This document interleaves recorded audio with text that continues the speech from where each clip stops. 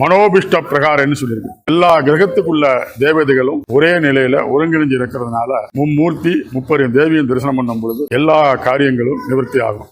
இந்த மும்மூர்த்தி முப்பெரும் தேவியும் சேர்ந்து இருக்கிறதுனால இந்த ஆலயத்தில் வந்து மும்மூர்த்திகளையும் முப்பெரும் தேவிகளையும் வழிபட்டு அர்ச்சனை செய்தோம் என்றால் கல்யாணம் ஆகாத குழந்தைகளுக்கு கல்யாண பாக்கியம், குழந்தை பாக்கியம் இல்லாதவருக்கு குழந்தை பாக்கியம், குழந்தைகள் நன்றாக படிப்பதற்கு, உத்தியோகம் கிடைப்பதற்கு, பதவி உன்னதமாக அடைவதற்கு, மனசில் உள்ள சங்கடங்கள்லாம் நிவர்த்தி ஆவதற்கு இதை சப்தகுரு ஸ்தலம் என்றும் அழைக்கப்படுகின்றது. இந்த 108 திவ்ய சேதத்துல பெருமாள் 3வது ஸ்தலமாக இங்க கருதப்படுகிறது. ஈஸ்வரனுடைய சாபத்தையும் பிரம்மாவுடைய சாபத்தை நிவர்த்தி பண்ணி புருஷோத்தமனா இருக்கார். பிரம்மாவுக்கு இங்க தென்முகமா குருஸ்தானத்தில் இருக்கார். ஆனால் குருவாரமானதான வியாழக்கிழமை தோறும் இந்த கல்யாணம் இல்லை, குழந்தை இல்லை, கிரகக்குள்ளார முடியாதவா, படிப்புக்கு தொழிலுக்கு குழந்தை இல்லாதவா எல்லாத்துக்கும் வந்து வியாழக்கிழமை தோறும் குருவாரமான வியாழக்கிழமை தோறும் இங்கே வந்து அச்சிரம்னா சகலகார நிவர்த்தியா இருக்கு. இந்த பிரம்மாட்ட வந்து ஜாதகத்தை வச்சு வழிபட்டா சகல தோஷ நிவர்த்தியா இருக்கு.